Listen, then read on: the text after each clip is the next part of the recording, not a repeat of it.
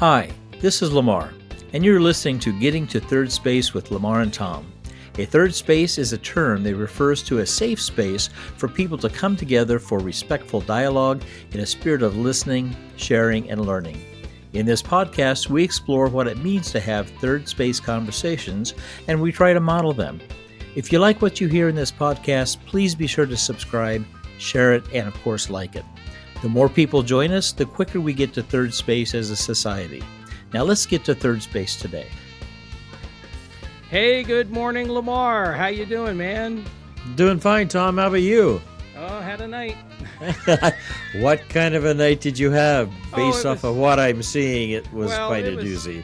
It was a night. I mean, you were watching Iowa play, and they didn't quite pull it out, right? They didn't quite pull it out, so I think my punishment was to walk around like this most of the day. So, yeah. How about that? Well, I'll go ahead and take it off to the side here. All right. One side or another. There we go. Nice. Well, actually, the other thing is, of course, this is our annual holiday show. Right? It is. For December, right? And we got to another one. Amazing. Yeah. Here we are again. And it's our last show of this season. It is? Yes.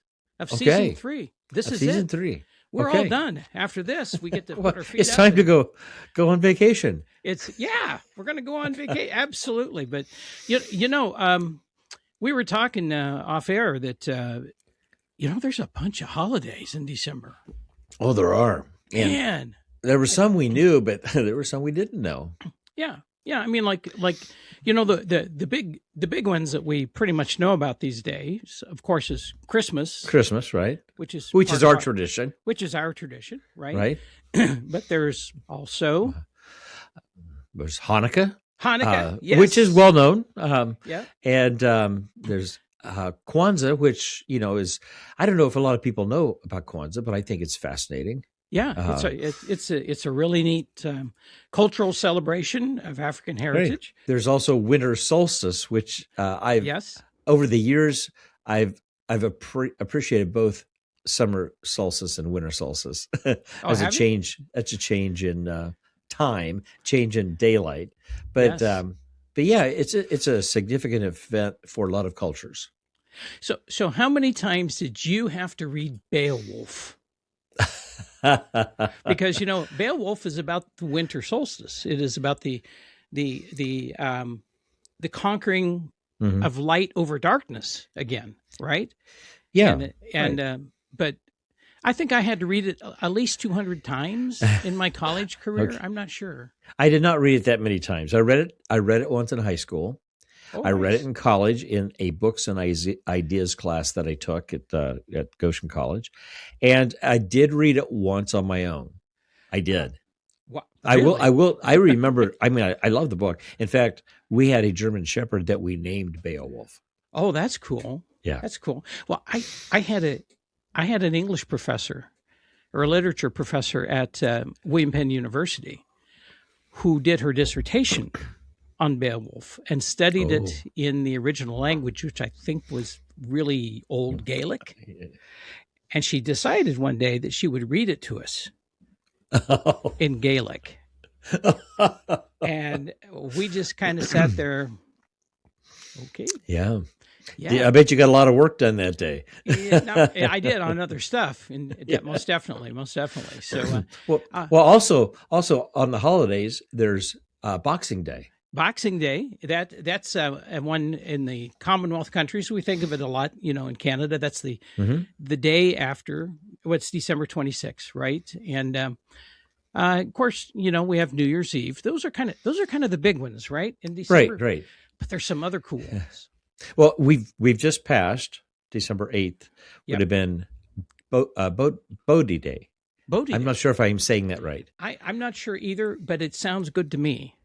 Okay, so what is Bodhi Day? It's a Buddhist tradition to where and I'm going to butcher the name, but I'm going to say it anyway. Siddhartha Gautama is said to have achieved enlightenment, and those are incredibly important times for people of that faith, of that belief system. So yeah, and actually that the 8th is recognized, or that achievement of enlightenment, as really kind of the birth of Buddhism at that point. So that's pretty cool. There's Advent, of course, which starts 4 Sundays before Christmas. What else we got? We got St. Nicholas Day. What can you tell me about St. Nicholas Day? Well, that's December 6th, which would have been last week, and it's celebrated in Europe for gift giving, or with gift giving. Okay. So, and there's one more on my list. Do you know what that one is? I don't know what that is. Las Posadas. Tell us about that. It's a Mexican tradition that reenacts Mary and Joseph's journey to Bethlehem. So, yeah. Oh. Yeah, it's pretty. Well.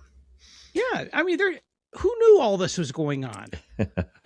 And then locally here we have Festive Friday, and we have other stuff. You know, I tell you what. Oh, Frederick, Maryland, during December is incredibly beautiful. We have a creek in which they light up boats. There's lights everywhere. They have little boats in there that sponsored by different organizations, and that they're lit. You know, there's a yellow submarine, by the way, that has the 4 guys in it, and a little music. Sometimes. And then there's just the main street, or Market Street in Frederick, just is beautiful with the lights in the trees that kind of arch over neat. The street. It's really quite lovely. Really is. So, and then finally, you can't leave out Festivus. Oh, Festivus! I forgot. Oh, but isn't there a Krampus Day or Krampus? What? I don't know, but I'm familiar with Festivus for the rest of us. Yes, from the Seinfeld show. From the Seinfeld show, right? But there is a Krampus Day too, I believe. Gosh. Okay. I don't know. Can either of us Google it fast enough to find out? No, probably not. Okay. We've probably gone this far enough on. Yeah, we've done more damage to so many holidays at once. I mean, yes, we will get corrections on this, but we should stop. But this is the last program of our season. What did you think of this season, Tom? Oh, it was an interesting season. I barely remember the first half. Well, okay. I mean, as you remember, this has been a weird year for me health-wise, and I felt like I think I spent most of the first half of the year under the long-term influence of general anesthesia. Right. It's not that you barely remember the shows; you barely remember the year. Right? Yeah, I barely remember anything. Yeah. I'm one of those people that does not do anesthesia well, and but there are a couple things even in that I remember. I think highlights for me were I really enjoyed talking with Guy and Heidi Burgess. That was enjoyable. My brain hurt afterwards because they're scholars, and man, I'm not the world's best scholar. I can fake it, but they're really scholars and academicians, and they really challenged us, which I thought was.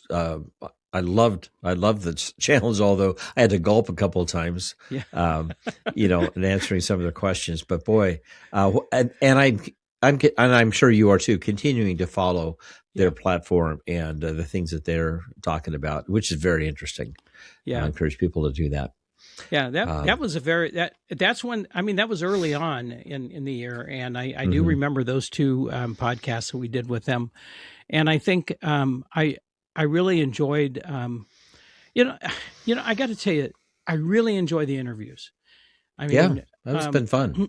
Stan Martin, Ethan Corson, Ed Schrager from the UK, Jules Casey from the UK. Our last one with Michael Gaskins was really interesting. You just played, and that 2-parter with Christy Vilsack was just a lot. That was my top, and we had more fun doing that podcast. I think. Yeah, it was crazy. And she was your top one.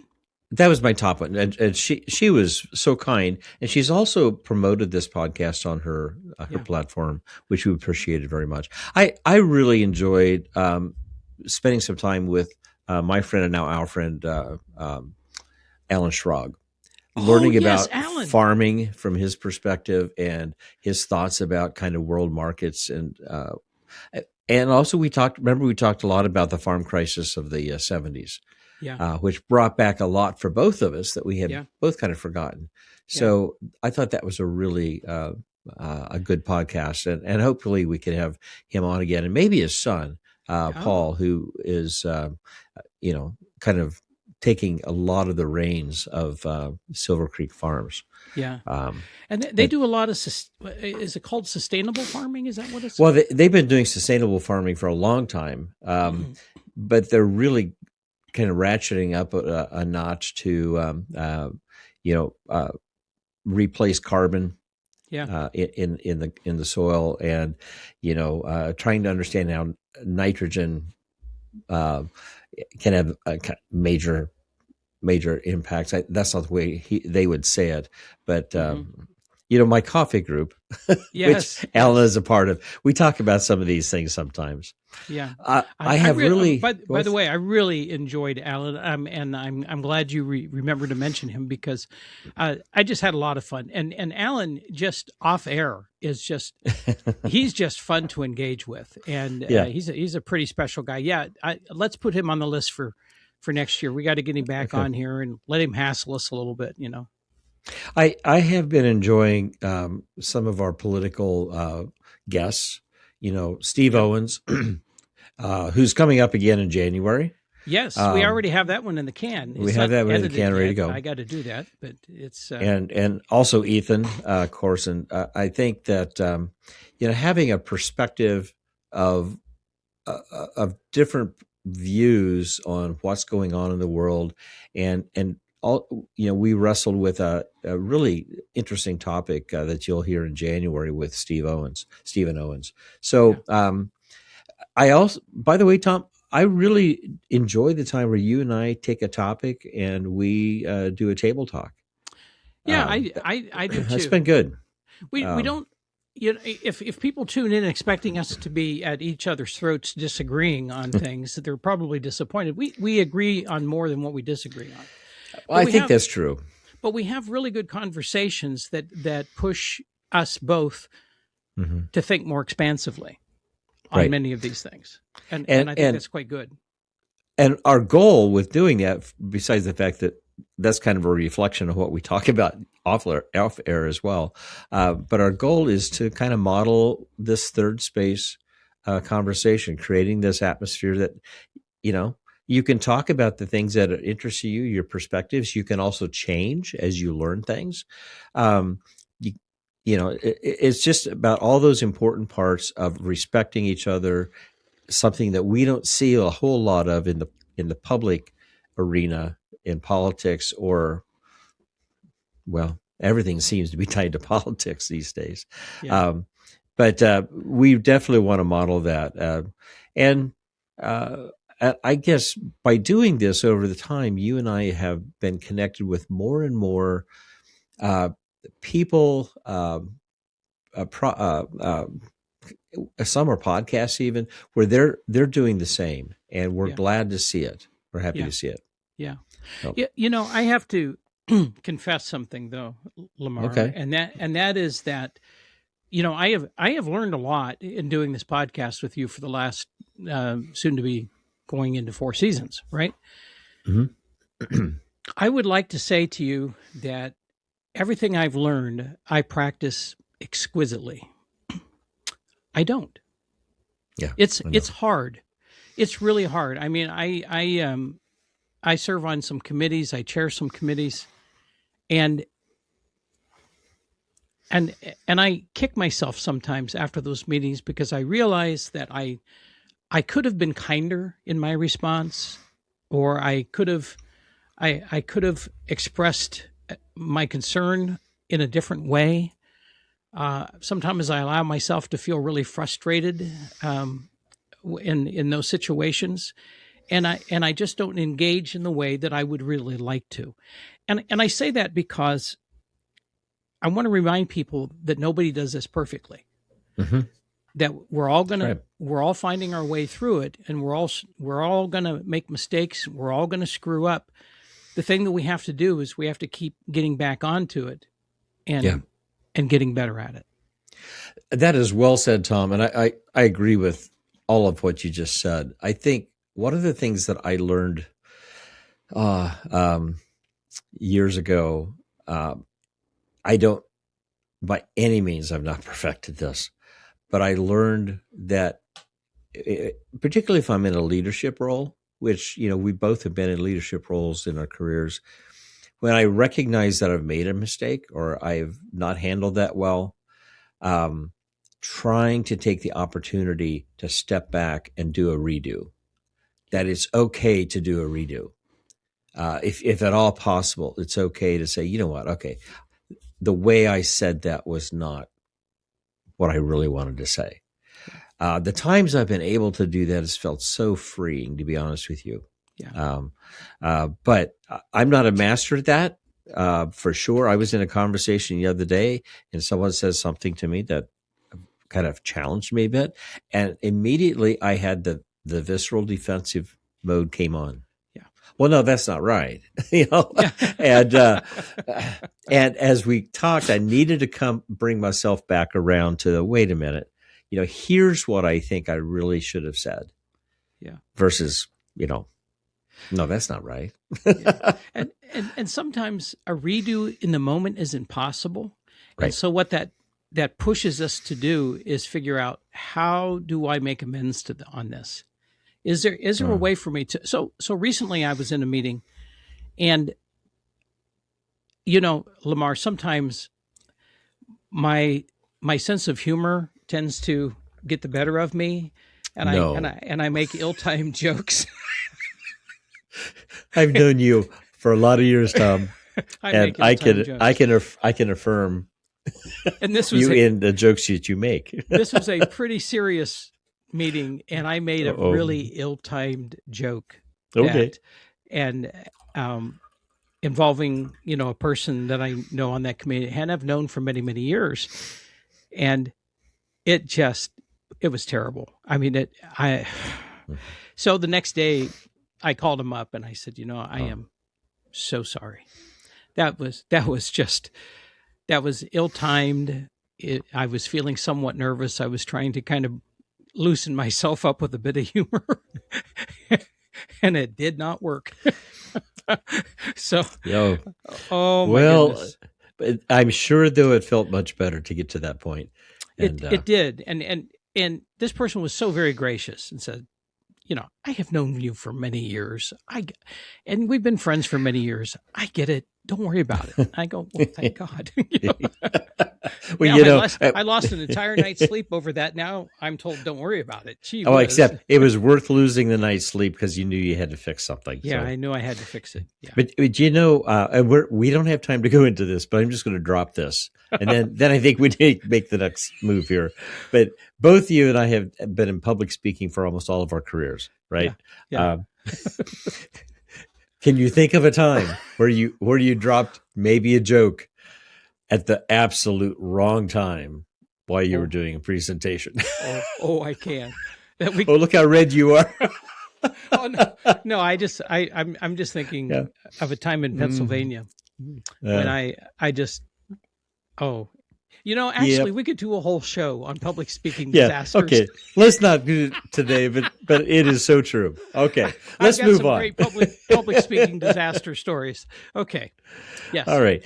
Well, as we said earlier, we are from the Christmas tradition, yes. And so we're going to talk about Christmas today, and find out a little bit about each other. Maybe some things we may not know about each other. But would invite people to maybe share some of their traditions with us when they can. But what are some of the Christmas traditions you and your spouse hold to? What do you guys enjoy as a tradition? Oh. Or maybe traditions, maybe it's not every Christmas, but something that, you want to make sure eventually gets into the time. Well, we are among those that group of, and I want to be careful how I say this. We are not totally orphaned parents, Mm. but we are. Our kids live some distance apart, distance away. We don't get together for the holidays because they have other commitments and things like that. Right. So it's really just the two of us. And one thing that we have done every year, except during we did it in the pandemic. We just did it in a different way. Is that every year we would buy tickets to go see the Messiah performed at Strathmore in Bethesda, Maryland, with the Baltimore Symphony.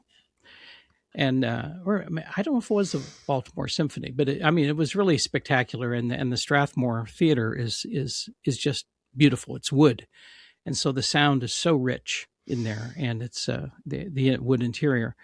During the pandemic, we couldn't do that, so we instead found performances of the Messiah, and that we could watch on television. And last year, our first year in Frederick, at the Weinberg Theater, they had the Everybody Sings the Messiah, and fortunately, not everybody really did sing the Messiah.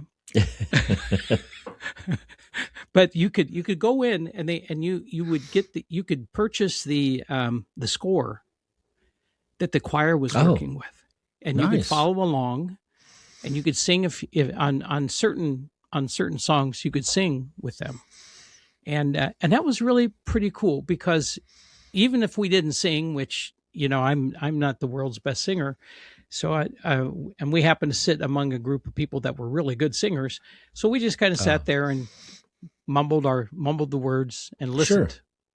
And it was really interesting to be surrounded by music. That's cool. It was pretty cool.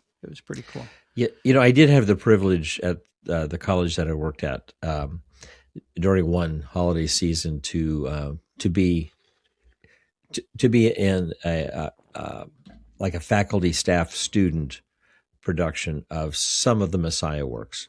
Mm-hmm. And to have a professional director, and among other people who eventually were going to be professionals, it was just awesome to be part of it. So I understand what you're saying. Yeah. It's a different experience when you realize there are people who are so good at that kind of music, and I'm not, but I can read music and I can hold a pitch, but it was just thrilling to be part of that. Not that I want to do it all the time, but I really did enjoy it. Well, I had been to some performance of the Messiah over my life, but it wasn't until I met my spouse that she really introduced me to this as a tradition. Okay. And that was because when she was at university, she had friends that were studying music. And she would go in and she would sit and listen to the rehearsals, and she just learned to love that, and then started this tradition of going and listening, or somehow listening to the Messiah during the holiday season. So, which is so odd that we do the Messiah at Christmas, because it's really I know it's an Easter. Mm-hmm. Yeah, but hey, it's good music. Well, one of the traditions that we have had, it's not one that we necessarily do all the time, but it pokes its head every once in a while. It comes from at Christmas time, when we had three little kids at home. It was we would just have a few days off from work, and to try to travel to Iowa and back in the winter is a challenge. Mm-hmm. We finally decided that's not going to be the trip we're going to take and put our family on the road. So we started our own, but we didn't want to make a big meal. We didn't want to go all out, other than the presents and that kind of thing. So we said, well, let's just order out food. So what's open on Christmas Day? Not all of us liked. I love Chinese food, but not the rest of my family did. But the Chinese restaurants were open. The other restaurant that was open was Kentucky Fried Chicken. So we would order Kentucky Fried Chicken on Christmas Day, and the day before we would go to, if you remember, you would go check out movies at Blockbuster? Hollywood Video. Hollywood Video. Yeah. So we would go check out a bunch of movies, and then the next morning we would go down and get some Kentucky Fried Chicken, and we ate Kentucky Fried Chicken and watched movies. And that was kind of our Christmas for a number of years. And it's a strange kind of tradition, but it was one that we had that we all enjoyed. Yeah. It was pajama day. I mean, nobody got out of their pajamas. Are you hungry? Yeah, there's more mashed potatoes and gravy and biscuits in there. Go for it. Yeah. I got to say, Kentucky Fried Chicken has a really unique flavor. Oh, I think. It does. It does. Yeah, I'm not sure it's the healthiest flavor, but it's something for us to learn about, maybe. Yeah. Maybe not. It's kind of like, do you really want to know the ingredients of a hot dog? No. No. Okay. Yeah. Oh, what a sweet tradition, though. I mean, for your kids, they got to look back on that and just say, wow, that was pretty cool. I mean, and now they're all in a position where they're creating their own traditions too. They are. And we do consider ourselves kind of like those orphan parents for Christmas by choice. We tell our children and their families that, listen, you have a lot of ways to go, a lot of directions to go. Weather's always kind of a concern. You take care of Christmas. We'll do it earlier. So we're having Christmas here coming up shortly. But on Christmas Day, for a long time, it's been my wife and I.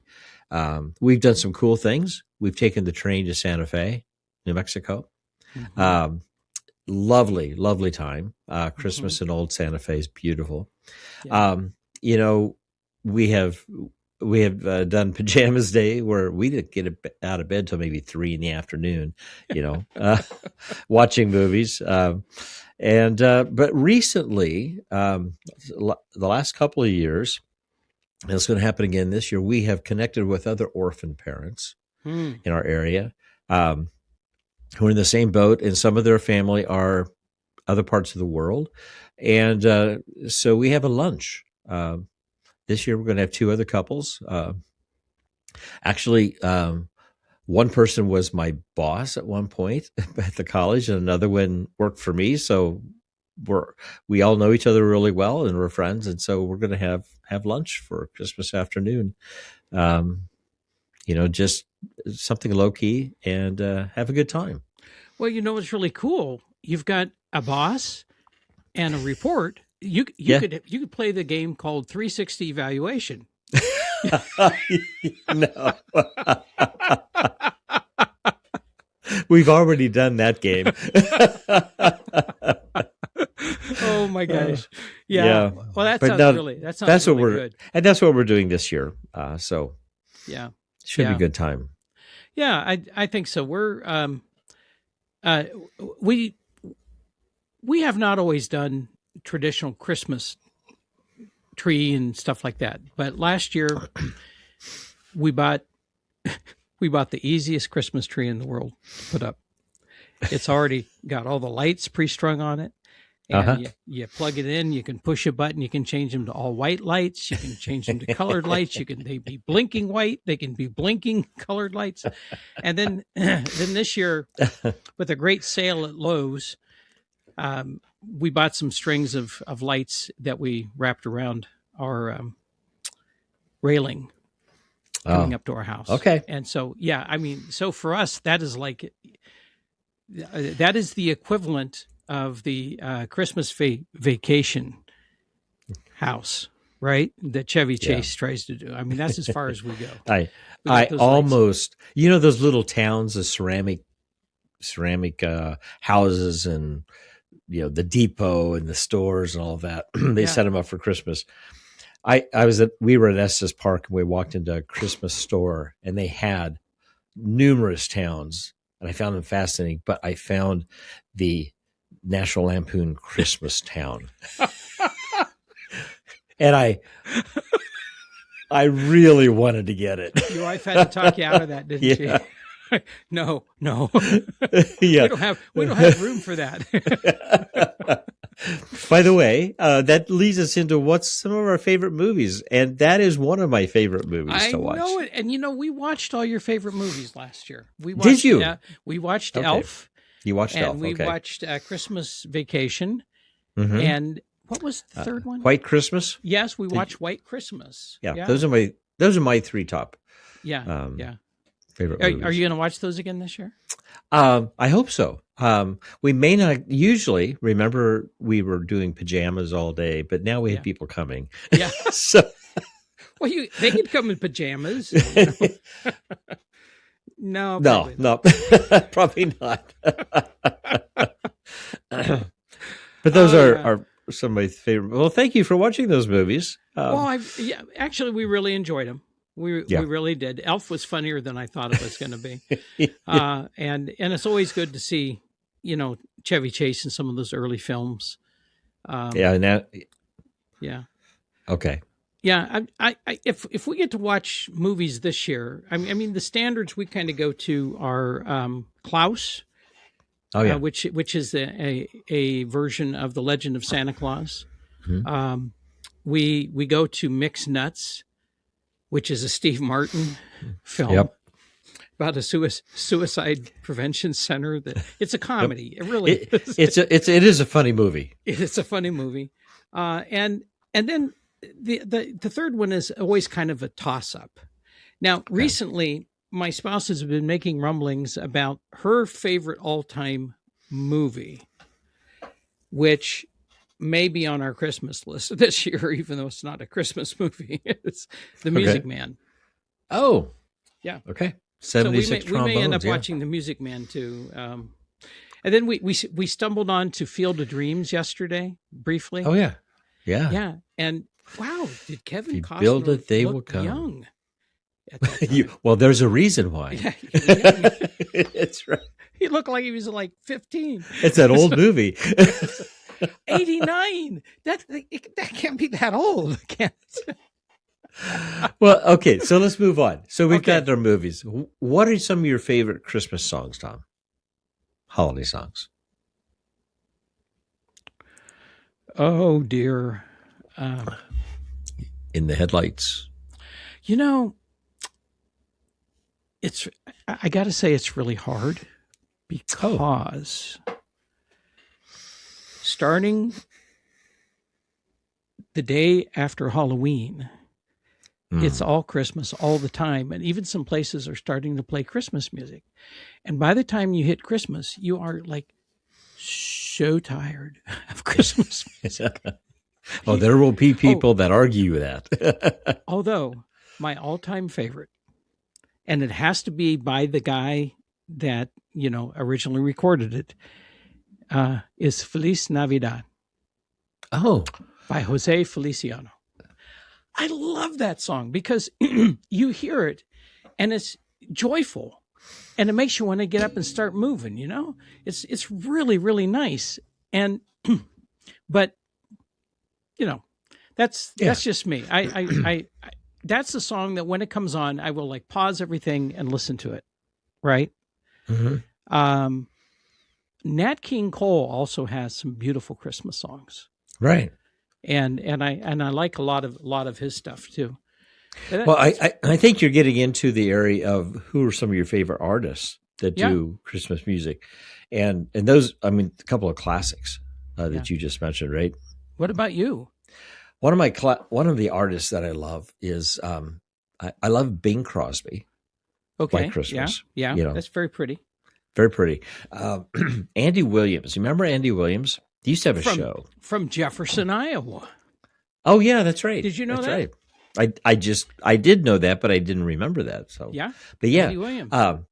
It's the most wonderful time of the year. I can just hear this voice. At this point, I do like that. But I've been fascinated forever with a cappella music. Oh yeah. Or individuals who can hold a tune.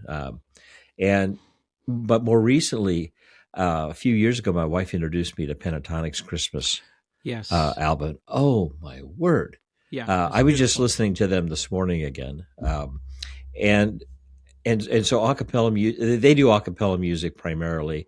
Another group that I've really enjoyed their music, and particularly the Christmas renditions, was Home Free, which is another a cappella group. And then finally the Celtic Women. I love their Christmas stuff. Yeah. Very, very, very nice. Speaking of pentatonics, have you ever heard them do Bohemian Rhapsody? Oh, I have. Woo! Oh, hold on to your seat, right? Not a Christmas tune. But usually. But a really good one. So I'm going to throw one other, a couple of artists out there to sing together, and they do mostly their own separate work.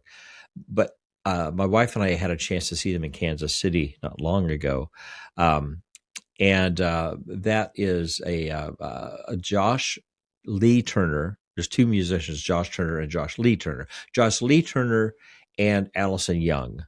Of a group that they form, a duet called the Bygones.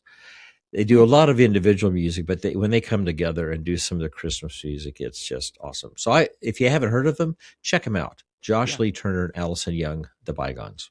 Oh, very neat. Very neat. Yeah. Actually, we're not actually going to be able to do the Messiah this year.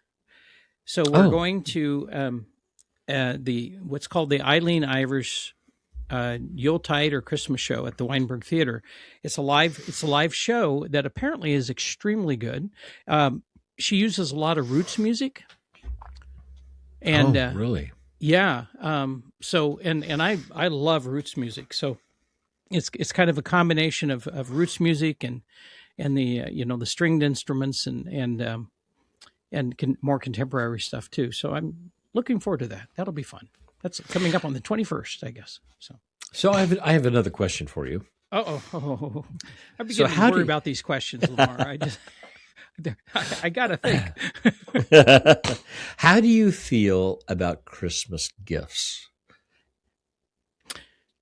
We're not a fan. Okay. We don't exchange gifts. And we've never really been a fan of doing them with people unless there's some more special meaning to them. I mean, for example, as you know, my mother's anise cake recipe. I make that every year. I send you and your wife some. I send some to my sister. Mine are in a safe right up there. And that's really special for me because that's probably my favorite cookie from the holiday season. That is okay. It's kind of hard to find in the U.S. It's really tough. So that's special to do as a gift for me. We, especially as our kids got older, and we don't have grandkids, we have granddogs. So we don't have grandkids, so we don't have the grandkid presents. And we just kind of faded out of giving presents to our children as they grew older. And instead, what we have said to them is what's more important to us than anything else is the relationship, the time with you. Mm-hmm. That's how we feel about gift giving between us as well, is that we look for experiences that we can have together. And those are the gifts that we do. And I think part of that is because, you reach a certain point in life where I don't need anything more, I mean, I know that we're very, very fortunate in that regard. That's true. We're not among the super wealthy. We don't have a yacht waiting for us somewhere or anything like that. If I did, I'd be highly surprised. But we don't want for anything. If we need something, we can usually figure out how to get it. And otherwise, for us, so to give gifts is less meaningful than really trying to find experiences to have together. Oh, that's awesome. That's awesome. I think gift giving, which in the Christian Christmas tradition is supposedly tied to one of the biblical stories of the Right. birth of the Christ. And I'm not sure. Well, I'm fairly sure that is not necessarily a connection made by a lot of people. Yeah. I just did a quick Google search, so this is all Google information. Don't take it as gospel, right? But information I was seeking was the average U.S. person spends between $800 and $1,000 on their Christmas budget. I'm thinking I'm below average. So, but I was thinking about, what we do have grandchildren, and so several years ago, I remember our children telling us, "Hey, the kids have toys. If you want to think of something else, that'd be great."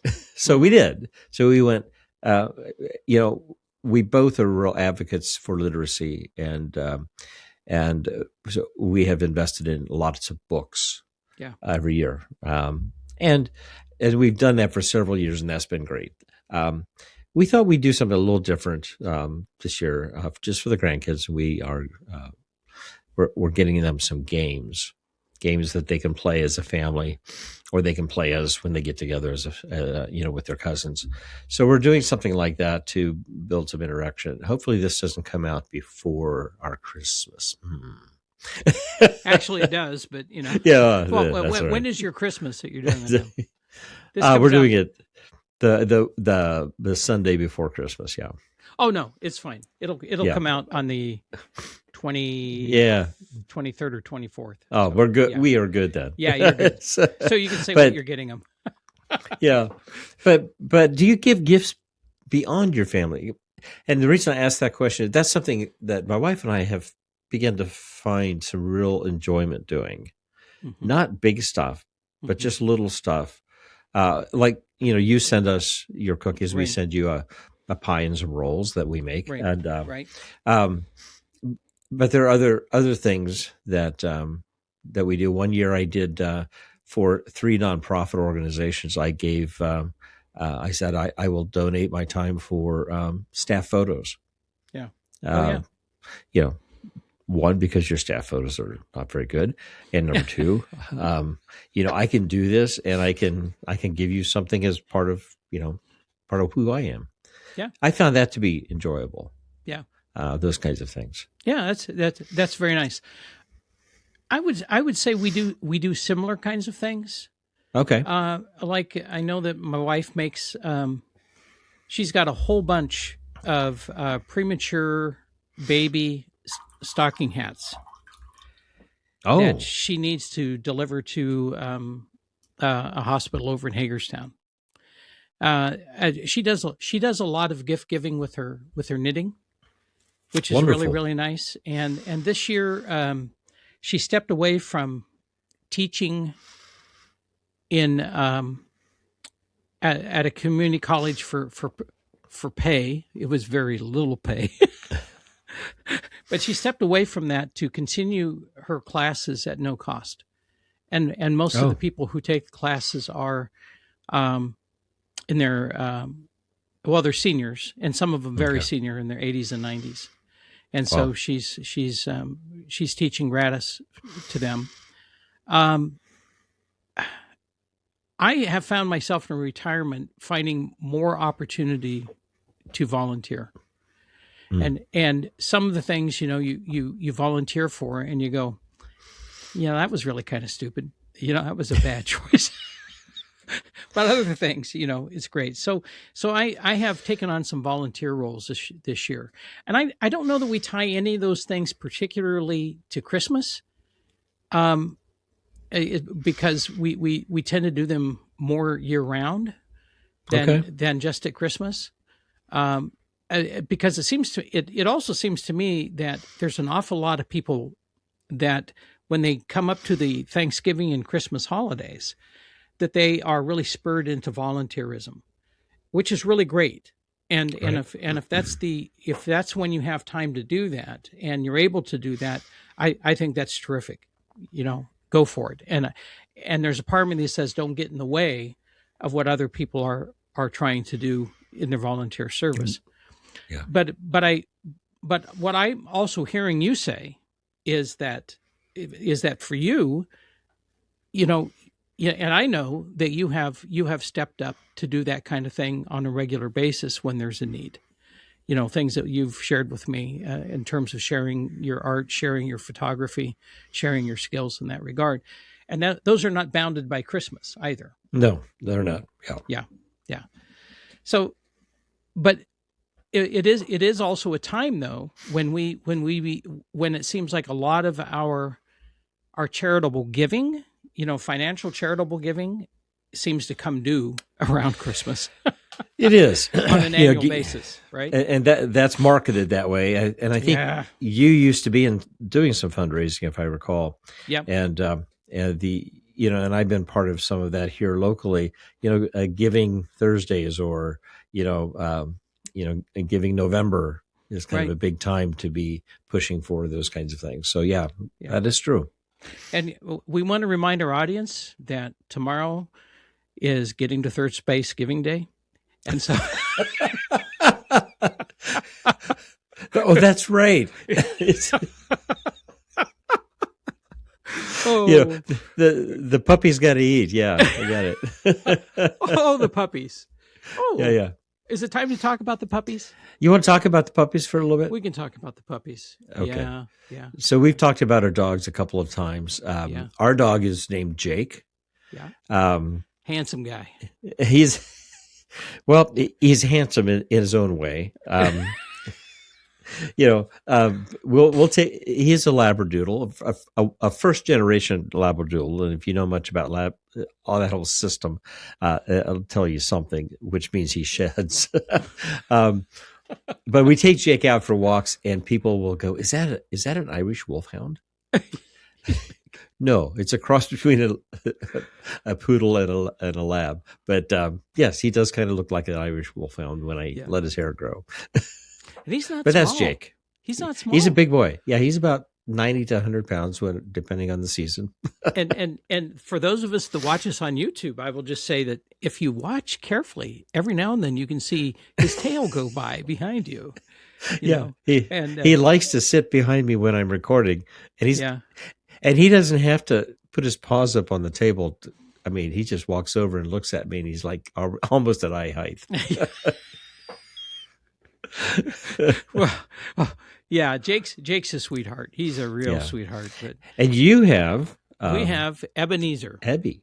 Yeah. Yes, or we call him Ebie, right? And but his full name is Ebenezer. We don't know what his actual real name was. He was a rescue. I won't share pictures of how they found him, because it is worse than anything I've ever seen in the ASPCA commercials that you see. Wow, it's terrible. It was really, really horrible. And yet this guy is probably the sweetest, most loving, wonderful little dog I've ever had. I mean, truly, I've had miniature schnauzers most of my life. This is my favorite miniature schnauzer. This guy is incredible. And we're going to put pictures up of him, but Ebie has some interesting quirks. I don't mind taking dogs out for walks. It's just that Ebie never really wants to come in. He just never wants to. It doesn't matter what the weather is, unless it's raining. If it's raining, I'll take him to the door. He'll stand there. He'll look outside. He'll look at me, and then he'll kind of like, not going to do that. and so we won't go out if it's raining. But he loves to be outside otherwise. And the other thing that is so odd about this dog is that he has a very strict bedtime. It is 8:30 at night. Mm-hmm. And if we're watching TV or we're up talking or anything and he wants to go to bed, you can't get him to sit on your lap. You can't get him to play it with a toy. You can't get him to do anything, because he looks at you like, I got to go to bed. He walks by you, goes to his bed, and goes to sleep. That's it. And he's out until 8:00 the next morning. I totally get it. Jake is the same way. He wants to go to bed somewhere between 8 and 8:30 in the evening, when a lot of good movies are on, right? But he gets this about an hour before his bedtime. He gets into this crazy mood where he'll grab his blanket, he'll grab a toy, and he wants to play. Yes, we As got we're the same thing. we're sitting there watching a movie. No, Jake, I don't want to do a tug of war right now.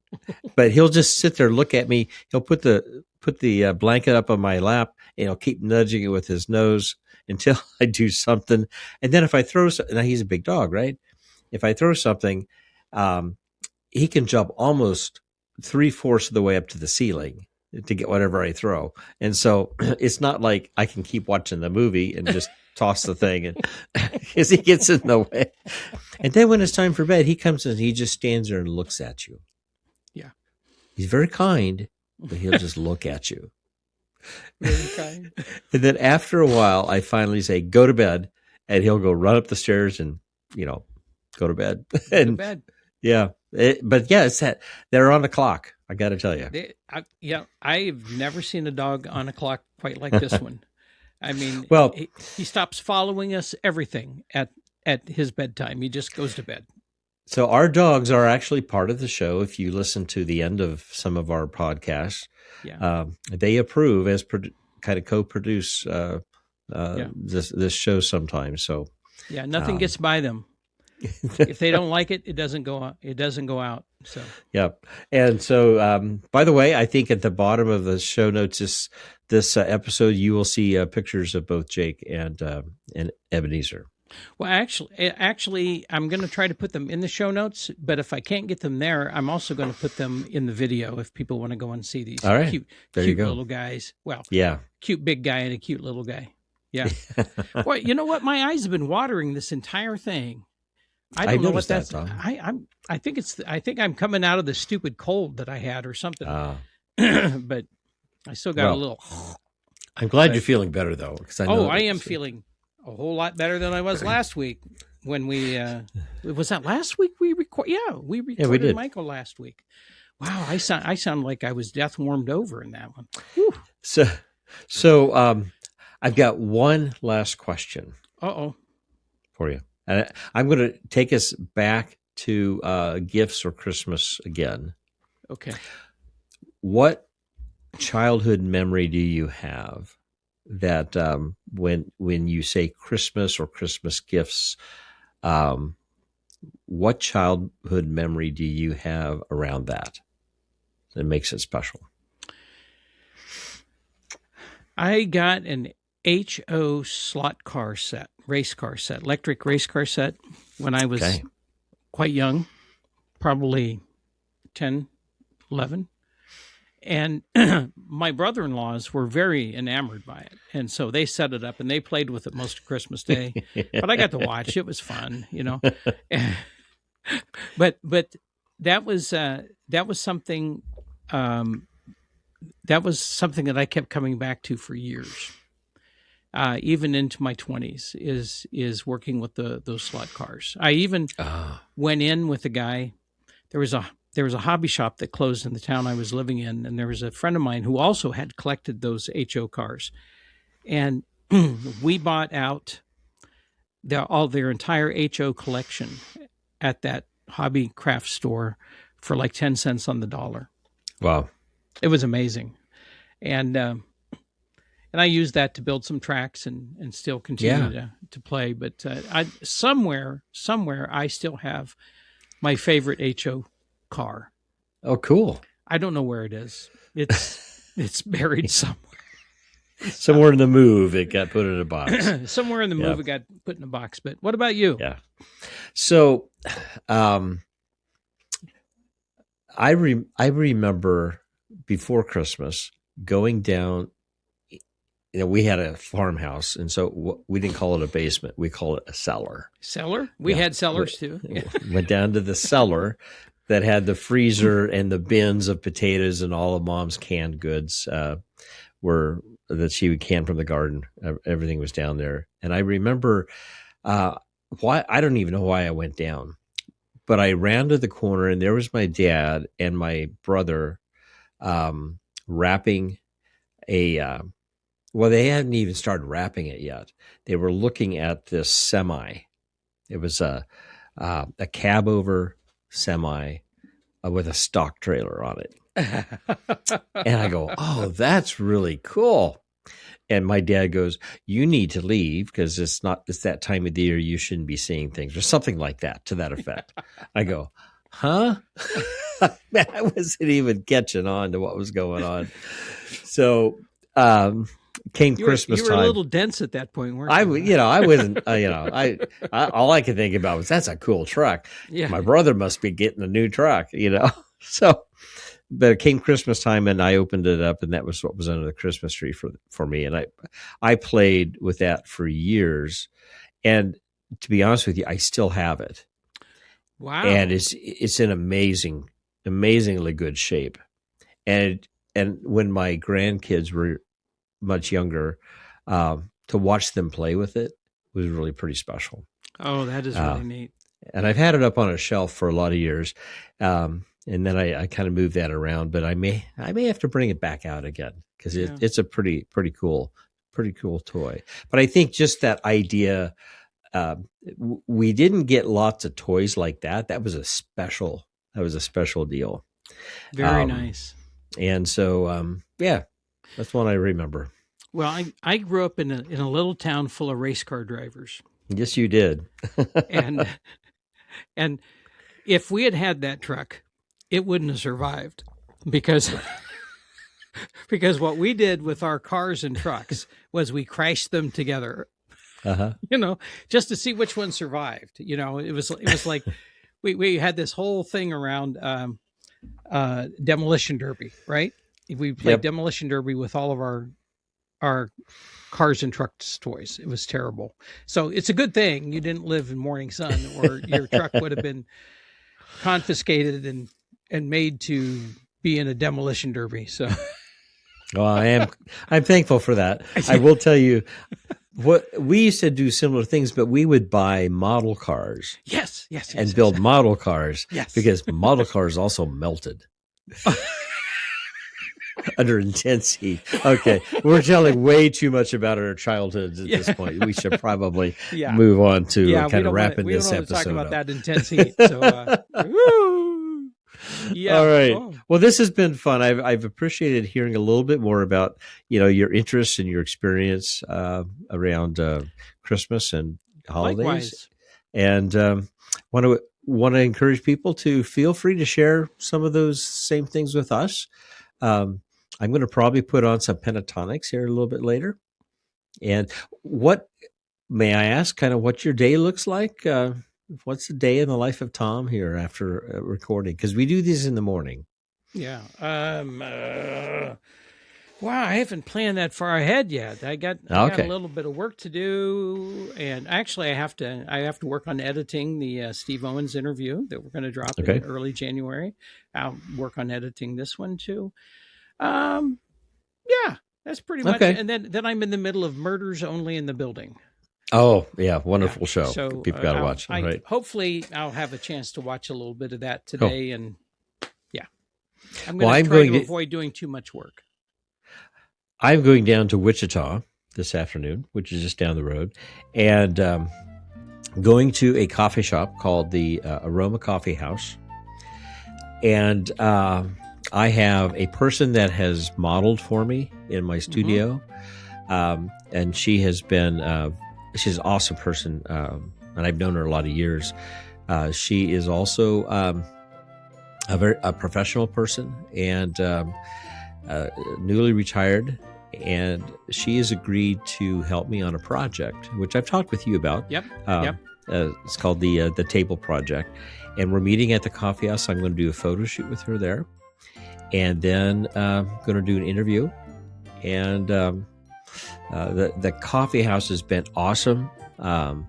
They invited me to come down, use their space during the slow time in the afternoon. They set me up with a private room in the back to do the interview. So we're going to have good coffee. The Aroma Coffee House in Wichita, Kansas, if you have an opportunity to drop by. Well, that's my afternoon. Nice. Yeah. Wow. That sounds absolutely great. It's a little bit more exciting than my afternoon, but hey, I'm also probably going to take a nap. I had a long night last night. So.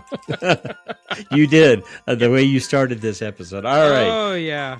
Tom, right, this has been wonderful. I've always Yep. enjoyed these conversations, so Yeah, I hope me people too, have enjoyed Lamar. them as well. Hey, have a wonderful holiday, and I'll see you for season 4. All right, take care.